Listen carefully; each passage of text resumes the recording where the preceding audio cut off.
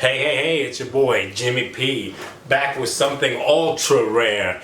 Turns out I'm gonna be off this Sunday for AEW Double or Nothing. Super excited about that. There's some crazy matches on the card. I figured we'd take this time and do something we ain't done in a while, a little predictions video. So I'm gonna run down the card here and make some observations and give you my predictions for this pay-per-view. Alright, let's start off with the pre-show. So the pre-show has the NWA Women's Championship, Serena Deeb versus Riho. Now this kind of match makes me really sad because, for one, what is the NWA Women's Championship doing on a pre-show? Two, Riho is not going to win this title. Like, they're not going to have the NWA World's Championship change hands on a pre-show. I just don't see it happening. And because of that, you know that Riho is going to do the job for Serena Deeb. Now, I'm not knocking Serena Deeb or nothing like that, but did we have to use Riho? One of the former AEW World Champions? Like, hopefully it builds to something bigger, or like maybe we're going to do some kind of title versus title match. Anyways, I'm taking Serena Deeb to retain. To begin with the pre-show, we have Riho and Serena Deeb in a match, and super not interested, could care less. If it was anywhere later in the card, I'd be going to the bathroom. But it's not. So, Riho used to have the strap. Why not give her another one? Build some cred to the old women's title. She was the first champion. We're going to go Riho. Alright, so first up, let's talk the AEW Casino Battle Royale. 21 participants, 20 are known. There's one unknown. People are saying it's going to be Daniel Bryan. I mean, that would be crazy. I'm hoping it's somebody from New Japan. Let's go Ibushi. Let's go Tomohiro Ishii. But I'm not taking any of those guys to win the Battle Royale at all. I think it's going to be an AEW regular. With names such as Christian Cage, Luchasaurus, Jungle Boy, Mark Quinn, Isaiah. There's a lot of B-card names here, but this is for an opportunity at a title shot. I'm going to go ahead and go with Jungle Boy because Jungle Boy's been getting pushed all of last year. He's in the same position kind of that Darby was in before Darby got his title reign. So I'm taking Jungle Boy. I'm pretty sure that Devin's taking Christian, or he's taking Daniel Bryan if it's Daniel Bryan. Let me know in the comments who you think it's going to be or who your prediction is. I love to hear that stuff. So Jungle Boy for the Casino Battle Royale. So for the Casino Battle Royale, we're looking at a lot of action going down. It's one of my favorite matches. I always like the Rumble Royal, and you know, it's basically what we got going on here. So lots of exciting entrants, I'm sure, coming our way. For the winner of the match, I'm going with a crazy pick of Bryan Danielson, who's going to be the ace, surprise joker, whatever they call it. Yeah, that's your boy, Daniel Bryan. So next up, let's talk the AEW Tag Team World Championship. The Young Bucks, reigning, defending, versus Jon Moxley and Eddie Kingston. Now, Jon Moxley and Eddie Kingston is one brutal-ass tag team. I don't know if you've been watching them on Dynamite, Elevation, Dark. They just been tearing it up. Excellent tag team. They are known for their brutality. And of course you have the champions, the Young Bucks. They ain't playing with nobody. They're wrestling at one of the highest levels that they've ever wrestled at before. They're having killer matches with everybody. This is not the time for the Young Bucks to lose their titles. I'm saying Young Bucks retain. So Young Bucks are going to defend their championship against Jon Moxley and Eddie Kingston. I feel like this goes without saying the Bucks are going to retain. I think they have a lot of storyline they want to work out, and this tag team that was kind of contrived and thrown together, even though it has Jon Moxley in it, you know, former AEW World Champion, I think it doesn't matter. Bucks. Alright, so next up we got another tag team match. The in-ring actual wrestling debut of Sting with Darby Allin versus Scorpio Sky and Ethan Page, the two upstarts that are causing all kinds of mayhem on AEW, Dark Dynamite, and Elevation. That's the crazy thing about AEW. You got stuff going on in all the shows, and if you ain't watching all the shows, you don't know everything that's going on. But this has been brewing for a while. Scorpio and Ethan were the cause of what was going on with Darby losing his title. They beat up Sting. This is kind of like a grudge match. I don't see Darby and Sting winning here for two reasons. One, Darby just lost the TNT title. Now, from what I've seen before with other past TNT championship, whatever title holders, after they lose their title, they kind of fall down the card a little bit. And Ethan Page and Scorpio Sky are like the hot new heel tag team that they're giving a lot of mic time to and, you know, investing a lot of stuff in. I just don't see them heels losing, at least not here. Maybe this feud will continue, I don't know. But I'm taking Ethan and Scorpio for the win here. So one of our exhibition matches featured here will be Sting and his grandson Darby Allin. I think it's going to be pretty entertaining as long as, you know, Sting does a bump.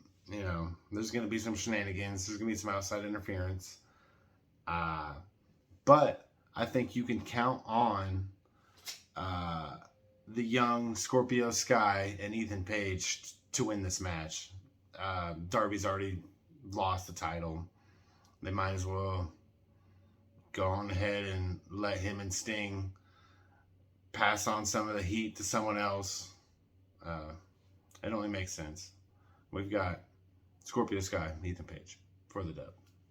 Now, next up is a slobber knocker of a match. This could be a knockdown, drag-out brawl. Lance Archer versus Miro for the TNT Championship. Miro just became the TNT Champion, dethroning Darby Allin in a very dominating match on Dynamite.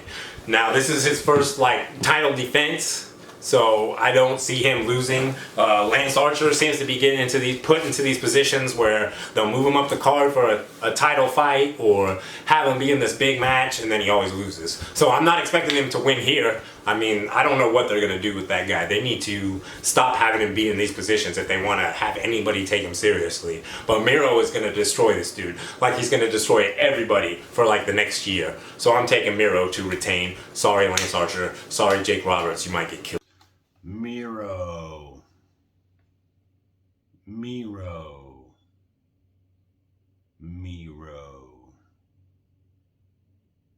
I mean, he's on a rampage. It's like that game Rampage that you played when you went on a rampage.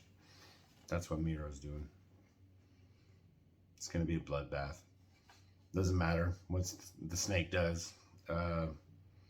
It's not going to change any of the results. Miro has to win this match.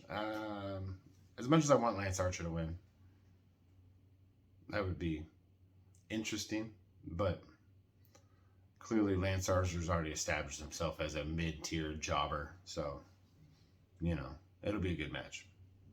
Miro.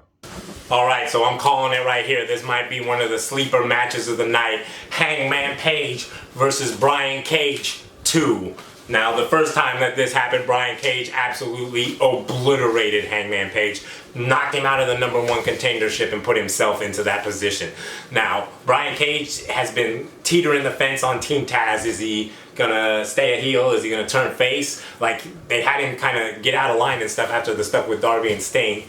Since then, he's kind of gone back and hasn't been doing the same kind of stuff that he was doing before. But I think that the way that Hangman presented this match and the way that they're gonna do it is gonna lead to a Cage face turn. This might be the beginning of the end with him and Team Taz, because I think that Hangman's gonna pull out the win here, and then Team Taz is gonna want to get involved. Brian Cage is gonna stop him. That's gonna cause this crazy feud. I can't wait to see that if that happens. Brian Cage versus Powerhouse Will Hobbs. Oh, all day, give it to me.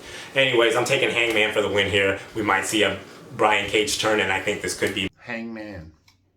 Brian Cage. I don't know. I feel like 50-50 booking is a thing they want to avoid. But at the same time, I think Hangman wins this match. Yeah, it's going to be Hangman. He's going to come out there with his boys from the Dark Order. They'll get him over Team Taz. But yeah, Hangman. So next up, we're talking Cody versus Anthony Gogo, which, to be honest with you, I wasn't really that interested in. I'm not very interested in the build. Cody has been gone for a while. He always puts on quality matches, and I think he would put on one here. Although I've been reading some stuff on the dirt sheets and stuff that Anthony Gogo got himself injured, so who even knows if that match is going to go on. If it doesn't, I expect Cody to wrestle someone else from QT's The Factory, maybe Aaron Solo, maybe a new member debuting or whatever.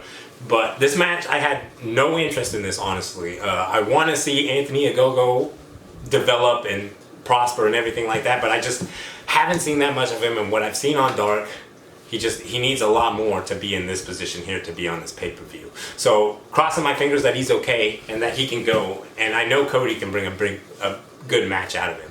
But I expect Cody to win here. It's just not the time for Anthony Gogo to go over against something like that, if he even wrestles. So yeah, I'm taking Cody. Cody versus Gogo.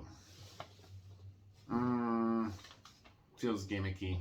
Are they going to make Gogo legitimate? My answer is maybe eventually. But I really just feel like he only has 2 non-relevant wins. So who does he coming in and beating Cody Rhodes, you know? Cody Rhodes. All right, Britt Baker versus Hikaru Shida for the AEW World Championship. This may also be the sleeper match of the night, dude. Shida's been going hard for this whole year. They're even having a big 1-year celebration of Hikaru Shida being the champion. And usually when stuff like this happens, it's not a good sign for their reign. Plus, Britt Baker has been the face of AEW since day one. Her heel character is freaking brilliant. All this stuff that she's been in all her promos about not being an action figure, not being the face of AEW Women's Division, all that stuff. Freaking brilliant. She's a pretty decent wrestler on top of all that. And you know Hikaru Shida's jacket is full of awesome matches, achievements, and stuff from all across the globe. So this match could be ridiculous. Did you guys watch Thunder Rosa versus Britt Baker? Holy shit. Anyways, this match is going to be awesome. Obviously, I think Hikaru Shida's reign is over. It's time for the reign of Britt Baker DMD. She's going to get the win, and she's going to be the champion for a very, very long time. We all know that the Bathroom Break Championship is going to go to Britt Baker. Britt Baker over Shida. Next up, we got the Stadium Stampede, the Pinnacle versus the Inner Circle. The stakes have never been higher. If the Pinnacle loses, they're just another jobber faction like all the others that have come and gone before them. But if they win, the Inner Circle is no more. Very interesting concept. The last time the Inner Circle were in Stadium Stampede, they lost. The Pinnacle is like a new hot faction that they're trying to build up as this like real serious, cocky, heelish team, and I don't think that they should lose here. I think it would tarnish their ability to, move up the card and be a legit threat to the rest of the AEW roster if they lose to the Inner Circle here.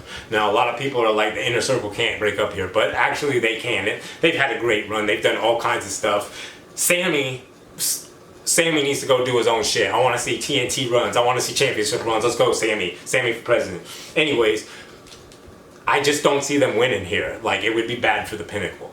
And it won't hurt to break up the Inner Circle at this point. All those guys are hella over at this point and can go do whatever they want to. I would keep Hagar with Jericho because that would be a good mouthpiece for his muscle. But otherwise, Santana, Ortiz, Sammy, they can do amazing things on their own. So I'm really looking forward to this match. It's obviously going to be crazy, but the Pinnacle's definitely going over here. Stadium Stampede.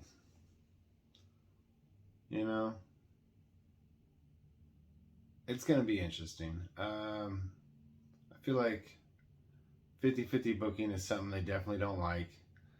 And I really felt like Pinnacle was going to go over in this match, but how much longer is Chris Jericho going to wrestle? let him have his inner circle. Inner Circle takes the match. All right, last and certainly not least, the heavyweight triple threat title match. Holy crap. We got Pac, Orange Cassidy, and Kenny Omega, triple threat. Who would have thought that these three set of guys would be at this point headlining this pay-per-view? Holy crap, everybody wants Omega versus Pac too. And I think that's still gonna happen down the line.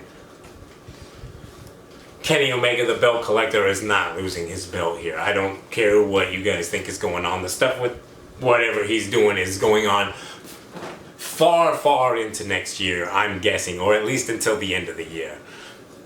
I don't think Pac is going to take the pin here. That's why they put Orange Cassidy in this match, was to take the pin. He's going to look extremely strong here. And I don't think that this match is going to be clean at all. There's going to be interference, whether by Good Brothers, a new member of their little faction, Don Callis. Something is going to happen here because they're not going to have Pac lose clean. He's almost on the same level as Kenny Omega when it comes to these matches, and everybody knows it. We're going to get Pac versus Omega 2. It's going to be freaking crazy. But right now, this time, Kenny Omega goes over. Orange Cassidy is definitely taking the pin here. But I do think there will be shenanigans. AEW World Heavyweight Championship time, and it's gonna be a doozy. Looking very much forward to the match. I feel like it's gonna be a drawn out match. They won't do the time limit thing, but Kenny Omega, Orange Cassidy, and Pac will go very close to the time limit. It might even be a countdown finish, very close finish. I do look for Omega to retain in this situation. Fan favorite, Orange Cassidy. He's going to sell merch either way. He does have a nifty new intro. But Pac is going to be having his solo match sooner or later. They're just not ready for that. At Kansas City, Iron Man match, it was Pac and Kenny Omega, and it was ridiculous.